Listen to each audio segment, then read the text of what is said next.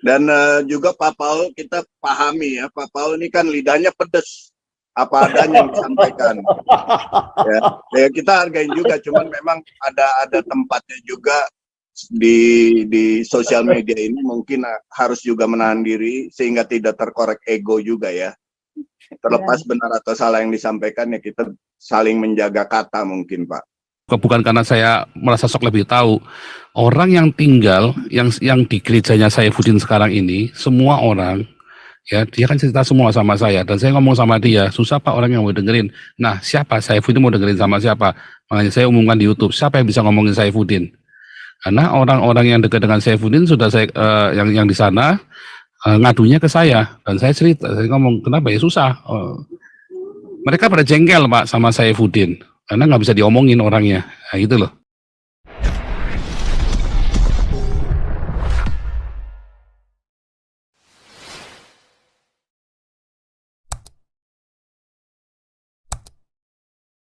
Mana nih Bung Beta nih? Silakan Bung Beta. Shalom Pak Paul. Halo Bung Beta. Iya, saya senang tadi Pak Paul udah mengungkap itu ya. Mengenai Pak Saifuddin ya, perlu memang kita menjalin komunikasi ulang karena kita semua sebenarnya saling membutuhkan Pak untuk melawan satu kekuatan khilafah di Indonesia. Kita nggak boleh terpecah. Semoga dia sadar Pak. Ya terlepas dari itu ya, itu kan masalah miskomunikasi Pak ya. Masalah miskomunikasi yang bisa di-clear up. Makanya perlunya pintu komunikasi dulu nih.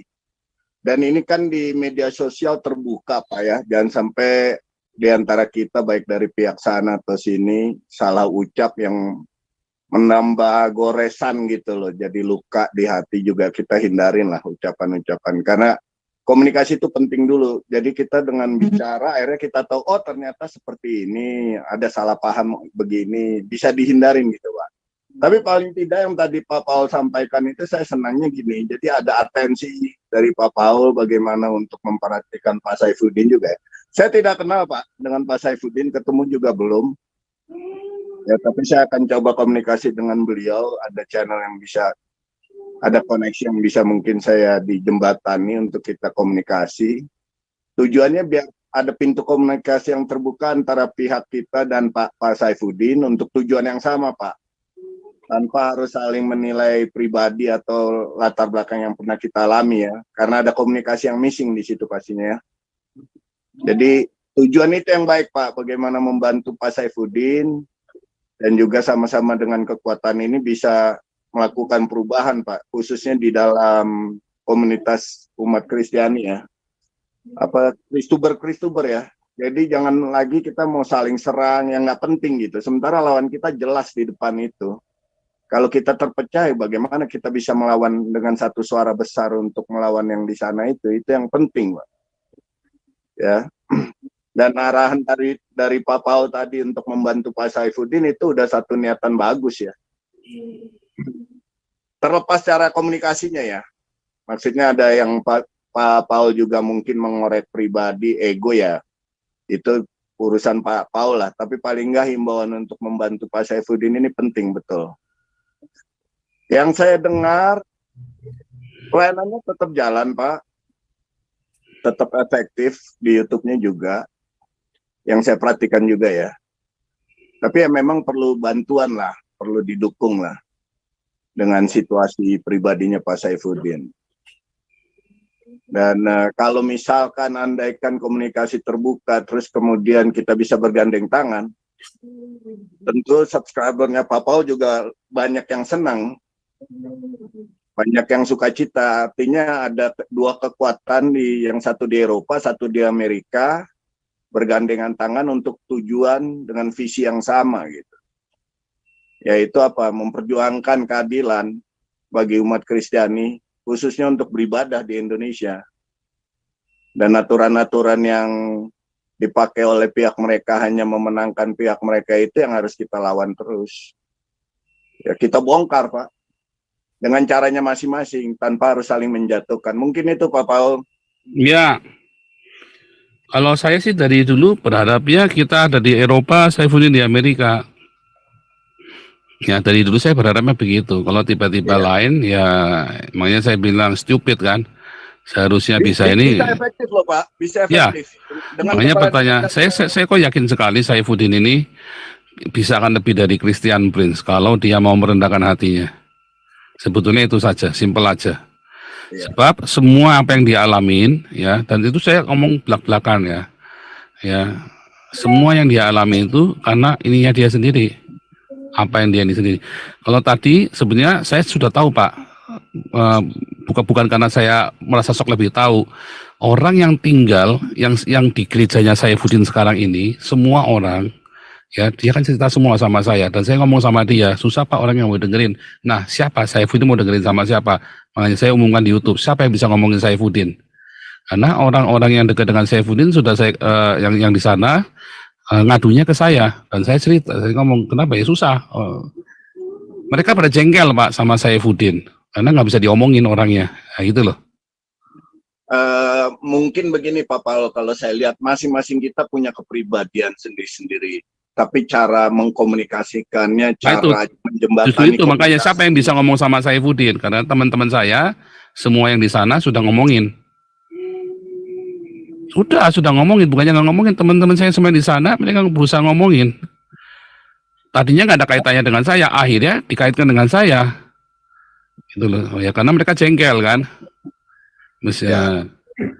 Jadi yang dimaksud adalah mestinya Saifuddin merendahkan hati dan dia dengarkan. Dia kan di Amerika juga dia butuh bantuan orang, nggak mungkin dia sendiri. Dia bisa survive di sana juga karena ada bantuan dari orang, ya kan.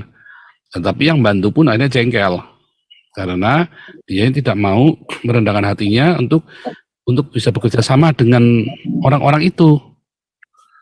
Maunya jalan sendiri, karepnya dia. Saya yakin bisa Pak, cuman ya itu kembali cara penyampaian. Harus ada yang bisa ngomong ke dia, harus ada yang bisa ngomong ke sana, harus ada yang bisa masuk ngomongin dia. Dan terlepas dari kekurangan kita masing-masing juga ada kelebihan masing-masing. Jadi kita fokus ke kelebihannya aja karena lawan kita ini besar Pak di Indonesia. Yang Bu Beta ngomong itu adalah yang semestinya. Tapi saya lagi cerita realitanya. Idealisnya Pak. Iya, yang saya ngomong adalah realitanya. Gitu loh. Justru makanya yang membuat saya kasihan dan membuat saya bersimpati adalah realitanya. Dan seharusnya, yang tadi yang Bu Beta ngomong, kalau itu yang seharusnya itu jalan, seharusnya kan bagus. Ya, kita upayakan ke titik situ Pak nanti Pak. Ya, kita mau. Makanya siapa yang bisa ngomongin dia? Makanya tadi Pak Andi USA bilang mau coba telepon kontak teman-teman di sana. Ya kan? Bahkan kita sampai saya bilang kalau perlu kita kumpulin dana buat Saifuddin. Supaya Saifuddin bisa hidup layak di Amerika. Gitu loh. Betul. Jangan numpang-numpang sana sini gitu loh. Kita biayain dulu, kita support dulu hidupnya selama. Sekalipun Saifuddin dapat asilum, di Amerika itu beda dengan di Eropa. Kami di Eropa ditunjang oleh pemerintah selama 3 tahun pertama. Walaupun saya menolak namanya outkering ya. Saya menolak outkering, saya bayar pajak. Saya pembayar pajak minimum ya di Eropa. Di Amerika, kalian kudu kerja kan? Asilum pun harus kerja loh kalian loh. Nggak kerja nggak dikasih makan loh sama pemerintah. Ya kan? Kecuali kalian masuk program apa yang orang miskin itu yang ngantri makanan itu ya. Ngantri makanan apa? Yang terus tempat tinggalnya yang gembel-gembel itu loh. Orang kalau dapat asilum di Amerika, dia kudu cari rumah sendiri. Kalau kita di Eropa dapat asilum, pemerintah kasih rumah. Dulu zamannya saya, rumahnya langsung dapat. Tapi tahun setelah saya, nunggu 4 tahun. Orang Belanda aja dapat 8 tahun loh. Kami asilum masih bagus 4 tahun. Saya langsung dapat. Ya, saya langsung dapat. Orang Belanda itu nunggu 8 tahun. Warga asli Belanda. Nah, kalau di Amerika itu orang Amerika kerja asilum itu ya. Kamu tinggal di mana? Biaya siapa kan ditanyain kan? Ya. Saya tambahkan Pak Paul. Iya. Terima kasih. Jadi begini Pak ya, saya nggak ngikutin dari awal di mana ada Pak Paul rupanya menyebut mengenai Pak Saifuddin.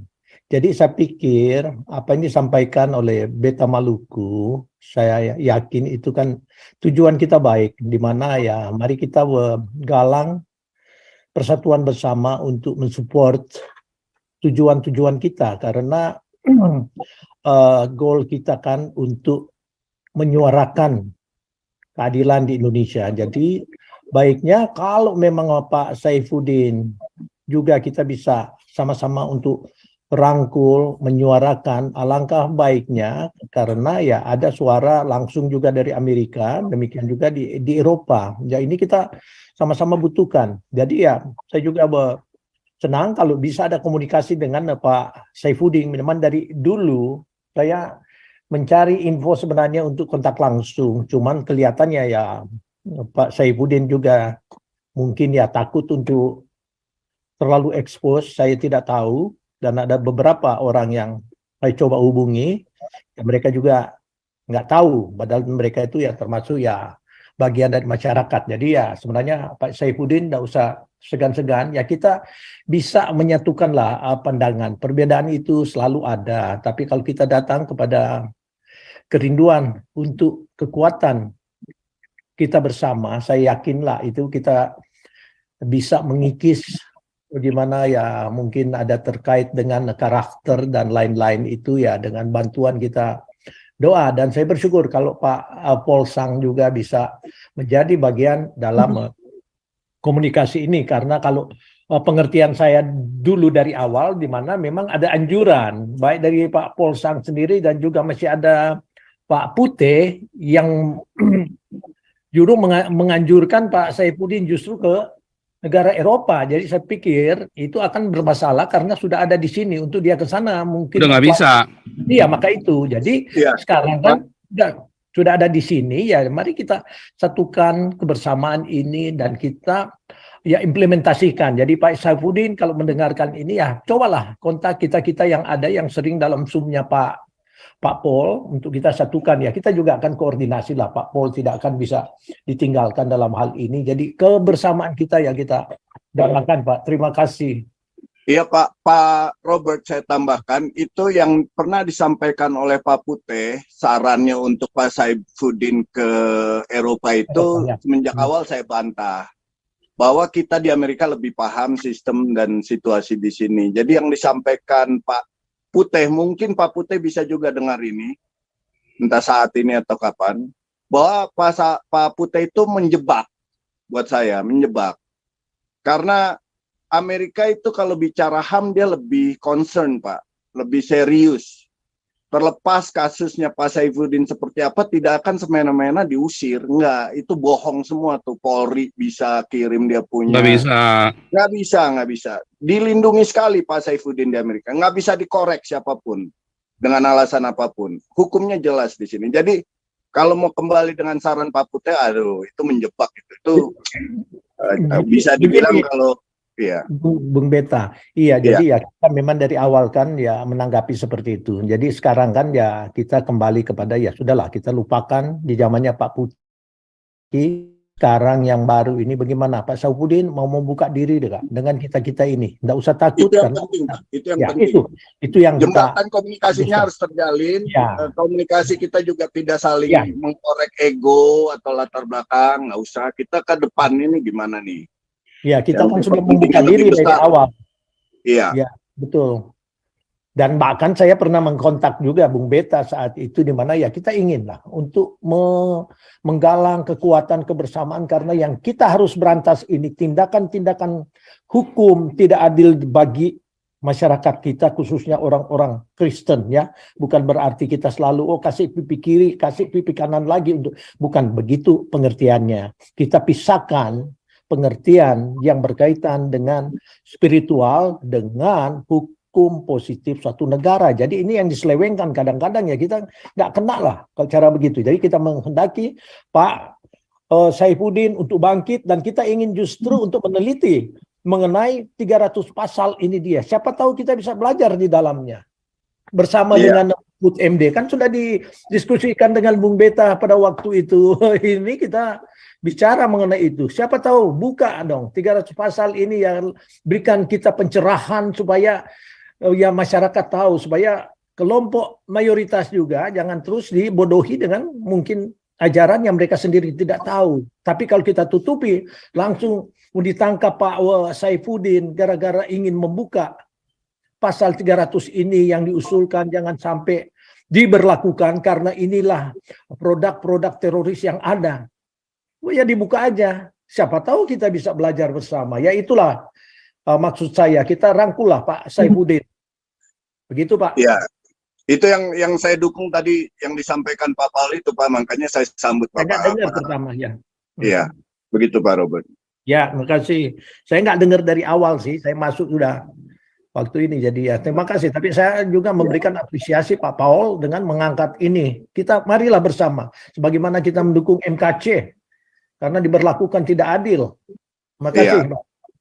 Dan juga Pak Paul kita pahami ya. Pak Paul ini kan lidahnya pedes. Apa adanya yang disampaikan. Ya, kita hargain juga. Cuman memang ada tempatnya juga. Di sosial media ini mungkin harus juga menahan diri sehingga tidak terkorek ego juga ya. Terlepas benar atau salah yang disampaikan ya kita saling menjaga kata mungkin Pak. Kalau nanti udah jembatan komunikasinya udah terjalin bagus, itu clear semuanya jadi cair. Malah jadi sama-sama saling mendukung dan tahu tujuan yang sasaran tepatnya yang dimana yang kita harus lakukan ya. Atau serang lah. Mungkin begitu Pak. Begitu Pak Paul. Ya, oke. Ini saya mau tunjukkan ke Anda nih ya.